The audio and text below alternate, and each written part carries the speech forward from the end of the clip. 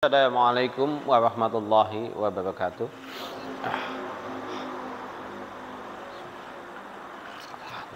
Alhamdulillahilladzi arsala rasulahu bil huda wa dinil haqq lidini kulli wa kafa billahi syahida. Syada la ilaha illallah wahdahu la syarika lah, syada anna Muhammadan abduhu wa rasuluhu nabiyyu. Wa bi sahbi sadri wa sir amri wa hlul tanam misalnya qoli wa bizidna ilman wa zukna fahman wa amalan taqabbalan. Amin ya rabbal alamin. Alhamdulillah, kita lanjut lagi bahasan kita untuk fikih muamalah. Kita masih berada di syarat jual beli ya. Kita masih berada pada syarat jual beli ya. Kemarin kita sudah membahas syarat jual beli. Nanti kita akan bagi menjadi 3 bagian ya. Ada bagian pelaku, ada bagian sighah, dan ada bagian yang menyangkut barangnya sendiri. Kemarin kita sudah bahas bahwa yang namanya syarat jual beli dari sisi pelaku itu ada 4. Yang pertama balik dan berakal. Jadi memang kalau dalam bahasan fikih syaratnya jual beli itu harus balik. Tapi kan kalau balik kan repot ya, anak-anak berarti nggak bisa.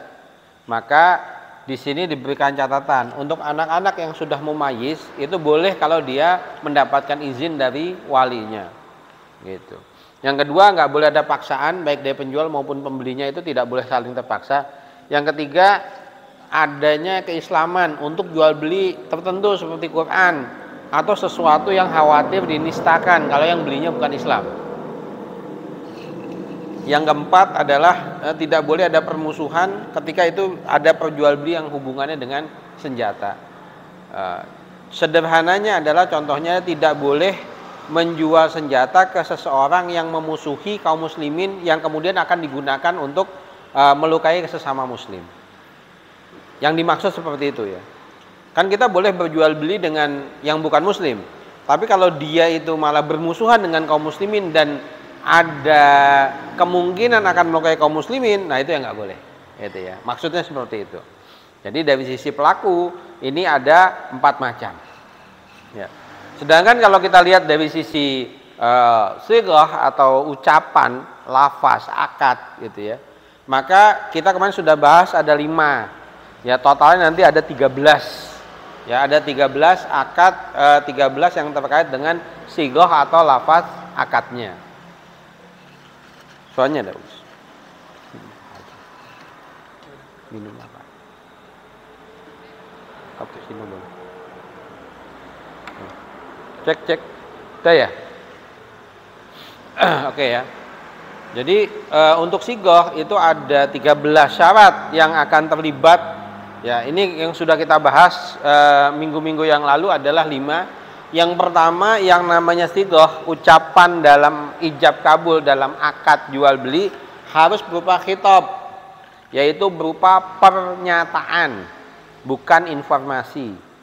Ya, saya menyatakan saya menjual, nah, gitu ya.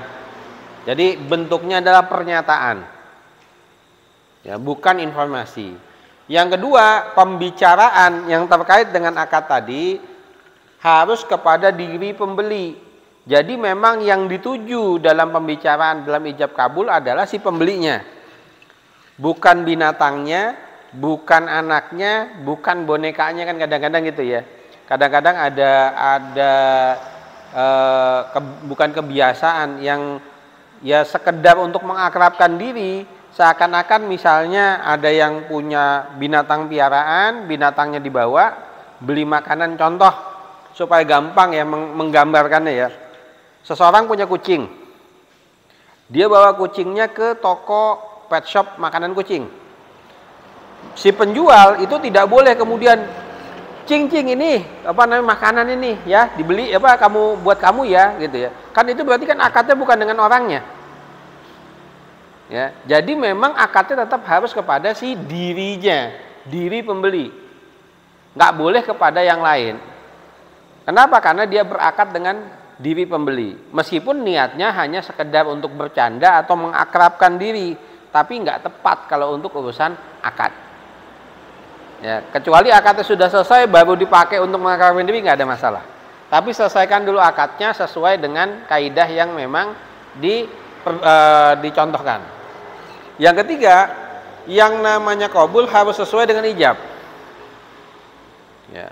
Yang satu penjual menjual motor, yang beli menerimanya mobil, kan nggak nyambung. Ya, maka yang namanya ijab kabul antara ijab dan kabul harus sesuai isinya, gitu ya. Yang keempat, yang namanya pernyataan ijab kabul ini kan harus jelas barangnya, harus jelas harganya. Ya. Bentuk kejelasan seperti apa? Kalau memang nggak bisa jelas kecuali dengan pernyataan, maka harus dengan pernyataan, harus dengan ucapan. Tapi kan juga bisa digantikan dengan tulisan, sama aja kan ya. Barang ini kita ambil barang sudah ada label harganya, sama, boleh, gitu ya. Yang kelima, kedua belah pihak mengucapkan ijab kabul dengan maksudnya bukan nggak sengaja, tapi memang bermaksud untuk melakukan ijab kabul. Ya, jadi bukan nggak sengaja menjual rumah gitu ya. Jadi nggak sengaja, nggak ada, jadi nggak sah. Maka kedua belah pihak mengucapkan ijab kabul dengan maksud, dengan sengaja maksudnya ya, dengan menyengaja, memang berniat bermaksud untuk melakukan jual beli kedua belah pihak. Jadi tidak sah jual beli ketika salah satu pihak itu nggak sengaja atau nggak sadar, gitu ya. Yang seperti itu. Yang keenam, kita lanjut.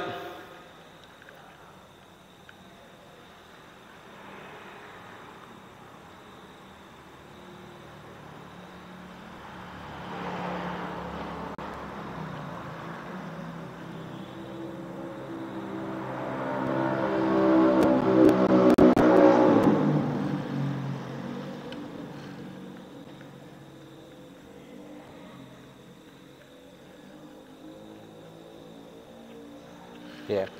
Yang keenam adalah kedua pihak tetap pada maksud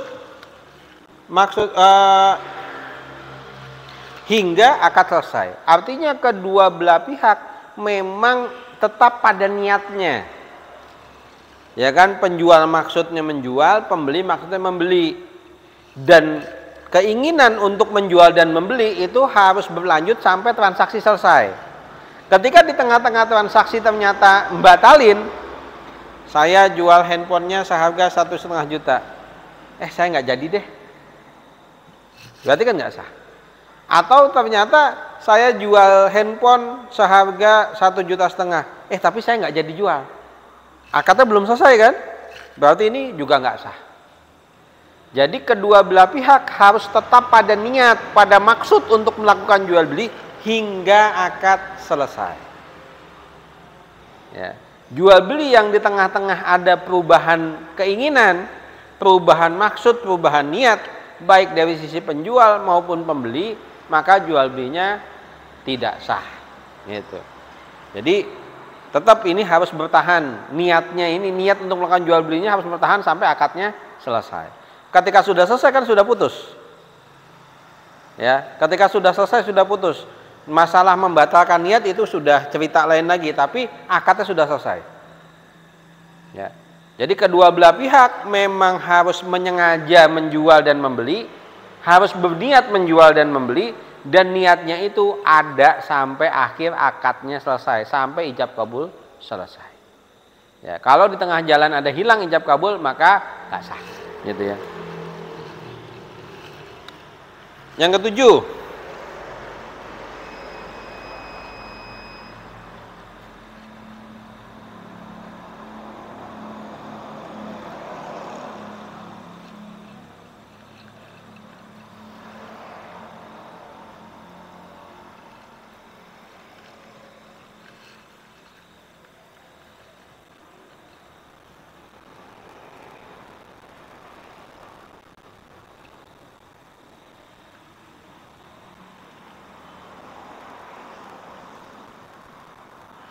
yang ketujuh adalah nggak boleh ada jeda yang lama antara ijab dan kabul. Yang dimaksud jeda yang lama seperti apa? Jeda itu kemudian sudah dianggap diisi hal-hal lain. Ya. Kalau sekedar mikir, kalau sekedar ada jeda sebentar, itu nggak ada masalah, boleh-boleh saja.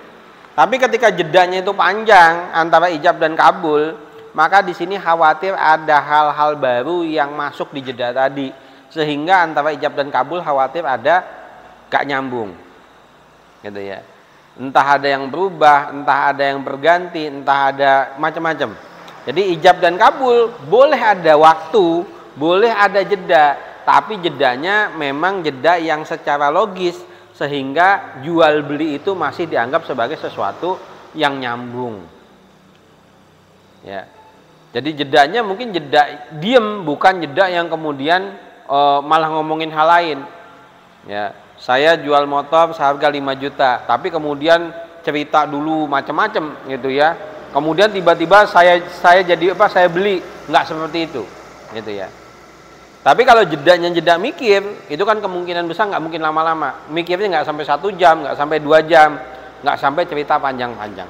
Maka syarat tidak boleh ada jeda, di sini dikasih catatan yang lama antara ijab dan kabul untuk menghindari ada bagian-bagiannya seperti kesesuaiannya, ada saling maksudnya, niatnya itu tidak berubah, gitu ya. Nah, di sini juga dikasih catatan khusus untuk syarat nomor 8 adalah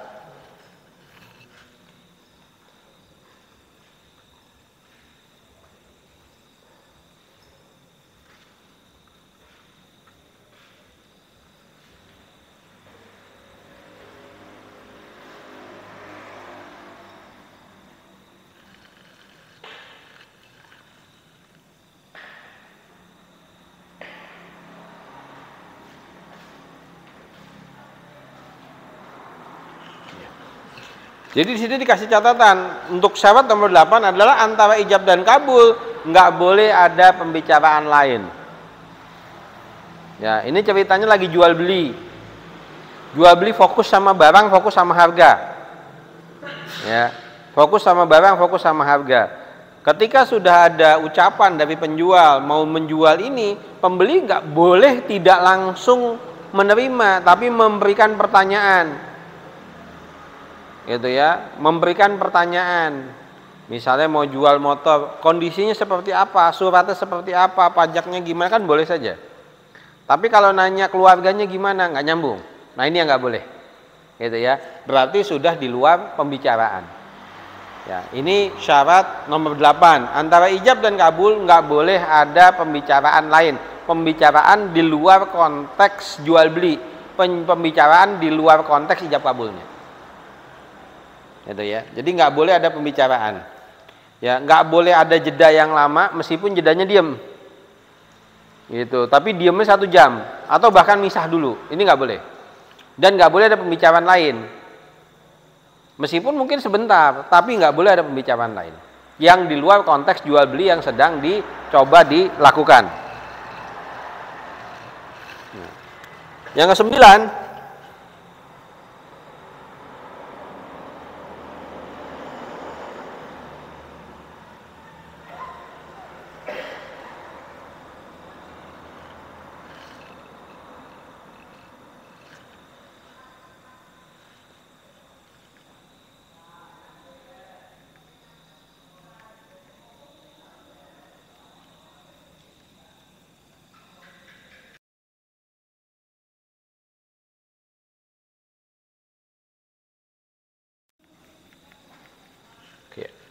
nah ini yang kadang juga jadi masalah.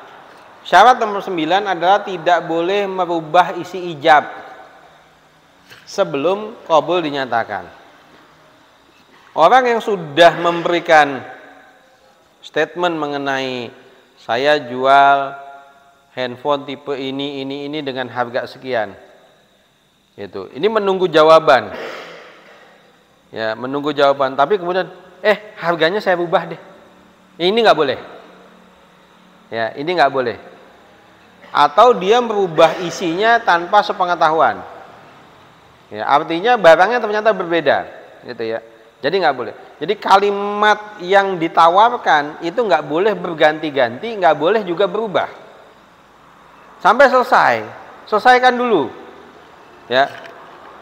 Terus gimana kalau ternyata memang kondisi barangnya berubah? Sudah terjadi nih, ternyata kondisi barangnya berubah. Kita masuknya nanti ada yang namanya khiyar syarat atau khiyar aib. Yang namanya barang terjadi jual beli, kalau ada ketidaksesuaian, itu boleh untuk dibatalkan. Tapi bukan berarti kemudian di tengah jalan belum apa-apa dibatalkan. Ya. Ini kan sekarang kalau jual beli online banyak yang kayak gini ya, gitu ya. Di tengah jalan sudah nawarin, tiba-tiba ketika kita dealin nggak jadi deh, saya jual ke yang lain aja, gitu ya. Atau maaf sudah laku dengan yang lain, padahal belum selesai urusannya dengan kita. Ya. Atau ternyata oh maaf ternyata salah harga, gitu ya. Banyak macam-macamnya, gitu ya. Selesaikan dulu, ya selesaikan dulu, ya jangan sampai kemudian ini di tengah jalan malah gonta-ganti akad, malah jadinya nggak sah. Ketika ijab itu berubah-ubah, maka akhirnya ijab kabul itu jadi nggak sah. Ya, kenapa? Karena kan ijabnya berarti jadi lebih dari satu, macam. Ketika si pembeli mengucapkan kabul, yang kabul yang mana? Nah ini menghindari mispersepsi, miskomunikasi adalah nggak boleh adanya perubahan. Maka yang namanya jual beli memang bukan sesuatu yang santai, tapi juga bukan sesuatu yang serius-serius banget. Artinya memang tadi jual beli harus sesuai dengan maksud. Memang niat dulu. Orang niat kan mikirnya panjang. Orang yang namanya niat mikirnya itu sudah benar-benar dipikirkan. Ya, bukan sesuatu yang tidak sengaja. Kalau nggak sengaja juga nggak sah. Ya. Maka bukan juga tempatnya untuk main-main, apalagi mempermainkan calon pembeli, gitu ya. Itu juga jelas nggak boleh. Yang ke-10,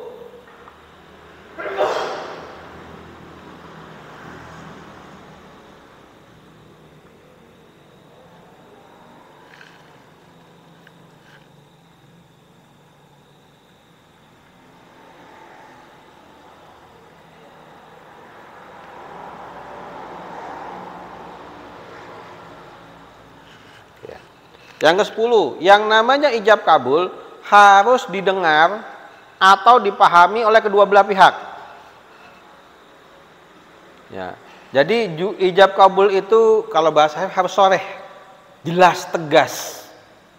Ya, dengan bahasa yang jelas, tegas, lugas dan didengar dan dipahami oleh kedua belah pihak. Jangan sampai kedua belah pihak menggunakan bahasa yang berbeda. Jangan sampai kedua belah pihak memahami hal yang berbeda. Kenapa? Karena memang kita di Indonesia banyak kata-kata yang di beda daerah itu artinya berbeda. Ya, di beda daerah itu artinya berbeda. Sehingga hati-hati. Yang namanya ijab kabul itu harus dipahami dengan pemahaman yang sama. Ya. Gimana? Pilihlah kata-kata yang memang mewakili harga dan barang secara jelas. Nanti kita akan masuk syarat barang ya. Tapi di sini ya harus ijab kabulnya, kalimatnya itu harus terdengar atau dipahami oleh kedua belah pihak. Ya, terdengar kan kalau ijab kabulnya dengan lisan atau dipahami. Bisa jadi ijab kabul juga dengan perbuatan, boleh nggak? Boleh. Ya, atau ijab kabul dengan tulisan, itu juga boleh. Yang penting kedua belah pihak saling memahami. Ya, nggak pada tempatnya yang ijab pakai bahasa Arab, yang kabul pakai bahasa Inggris. Yang bahasa Arab nggak ngerti bahasa Inggris nggak ngerti bahasa Arab. Nggak boleh. Malah kalau itu dengan menggunakan isyarat malah jadi boleh. Yang penting saling dipahami. Ya, biasanya ini turis-turis yang kalau sudah tawar menawar jual beli kadang-kadang bingung bahasa. Akhirnya yang dipakai apa? Bahasa kalkulator. Ya, boleh nggak? Boleh, nggak ada masalah. Yang penting saling memahami. Barangnya ini harganya sekian, nggak ada masalah.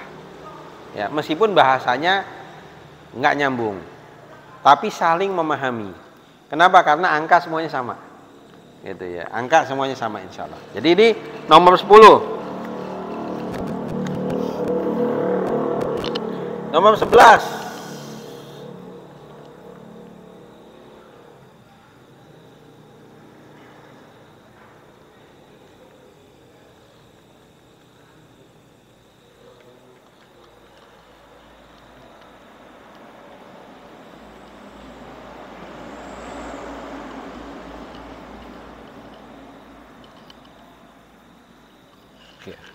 Nah, nomor 11 ini juga ada klausul kabul harus diucapkan oleh orang yang dimaksud di dalam ijab. Gitu ya. Seperti apa? Misalnya contoh. Ya, misal contoh. Saya menjual handphone kepada Pak Wid misalnya, gitu ya. Pak, saya mau jual handphone harga sekian. Tapi kemudian yang jawab Pak Heru, saya terima, saya jual saya beli handphonenya. Kan nggak sesuai kan? Padahal ada ijab kabul.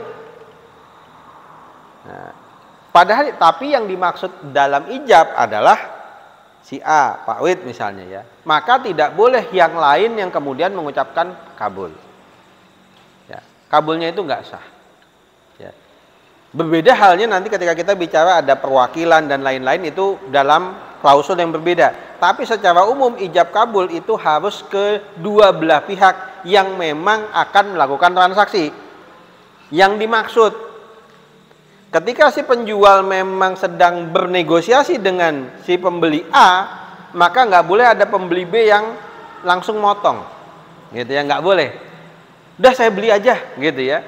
Kadang-kadang ada seperti itu ya. Gitu. Kadang-kadang ada yang seperti itu. Main potong dan main dibeli. Apakah sah? Jadinya nggak sah. Kenapa? Karena kabul itu harus diucapkan oleh orang yang dimaksud di dalam ijab, bukan oleh temannya, bukan oleh tetangganya, bukan oleh orang lain. Jadi memang harus sesuai. Ya. Ke-12.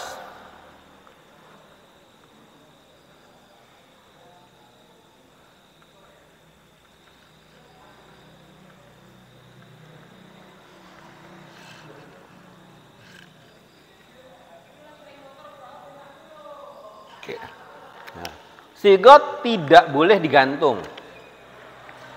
Nah, gimana cara yang menggantungnya? Saya mau jual barang A kalau begini. Nah, ini nggak boleh. Ya. Saya mau beli jika begini, nggak boleh. Jadi nggak boleh digantung. Ya. Jadi yang namanya jual beli memang harus berlaku. Saat itu juga bentuknya adalah pernyataan, kalimat yang sharih, jelas, dan tidak digantungkan kepada yang lain. Ya, jadi nggak boleh digantung. Digantung dengan keadaan, digantung dengan kondisi dan lain sebagainya. Saya mau beli motornya, tapi nanti kalau sudah ada uangnya. Ya, nggak sah juga gitu ya, nggak sah juga. Maka tidak terjadi yang namanya jual beli. Maka jual beli sirotnya tidak boleh diberikan prasyarat, nggak boleh digantung, harus diselesaikan saat itu juga. Dibeli enggak selesai, gitu ya. Kenapa? Karena kasihan, akadnya nggak sah, yang jualan nggak bisa melanjutkan kalau digantung seperti ini. Dan jual belinya juga nggak sempurna. Kenapa? Karena ada syarat tadi. Nah ini yang nggak boleh, gitu ya. Ini yang nggak boleh. Nah, terus gimana kalau misal jual beli dengan hutang? Nah, ini nanti ada pasal yang ada bahasan yang berbeda. Ya, masalah hutang dengan waktu, dengan tempo, jual beli dengan tempo, ini beda. Ini ada klausul sendiri, ada prasyarat sendiri ya. Jadi ini jual beli non tunai. Kita kan sedang bicarakan jual beli tunai. Ya, ada uang, ada barang. Gitu ya. Atau ada barang dengan barang, pertukaran barang dengan barang atau barang dengan uang. Itu kita anggap kita masukkan dalam al-bai' atau jual beli. Jadi keduanya itu di sini boleh ya, baik barang dengan uang atau uang dengan barang, atau barang dengan barang. Ini masuk ke bahasan ini, dan bahasan yang masuknya adalah jual beli tunai. Untuk jual beli kredit itu nanti ada pembahasan sendiri. Yang ke-13, syarat terakhir, sigotnya.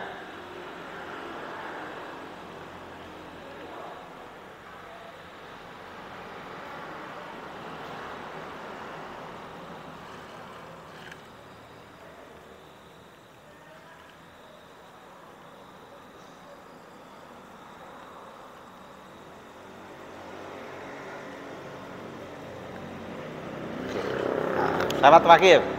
Jual beli istigotnya adalah transaksi sifatnya harus tetap, tidak boleh sementara. Ya. Apa contohnya? Saya jual baju untuk 1 bulan ke depan. Nggak boleh. Ya. Jadi jual beli itu adalah perpindahan kepemilikan yang sifatnya tetap, bukan sifatnya sementara, bukan sifatnya dibatasi oleh waktu tertentu atau syarat tertentu. Ya. Kenapa? Ketika sudah terjadi jual beli, maka ada perpindahan barang dengan uang atau barang dengan barang, yang setelah itu maka putus haknya. Si penjual setelah memberikan barang, si pembeli setelah menyerahkan uang, maka putus. Barang tidak lagi menjadi milik penjual, uang tidak lagi menjadi milik pembeli. Dan itu tidak boleh diberikan syarat waktu. Kenapa? Karena kita bicara jual beli. Beda halnya nanti ketika kita masuk ke bab pinjam meminjam atau bab hutang piutang, itu beda, gitu ya. Tapi kita sedang bicara jual beli tunai. Maka dalam jual beli tunai, transaksi sifatnya harus tetap, mengikat, tanpa batas waktu. Tidak boleh transaksi diberikan waktu sementara, diberikan jangka waktu, karena nantinya maka ini tidak masuk kategori jual beli. Tidak masuk kategori jual beli. Ya, ini cukup dulu. Insya Allah kita masih ada satu bahasan lagi terkait dengan barangnya. Insya Allah kita lanjut minggu depan. Ini sudah cukup banyak ya catatannya. Kita coba pahami, kita coba jalankan, mudah-mudahan bisa menambah keberkahan dalam muamalah kita sehari-hari.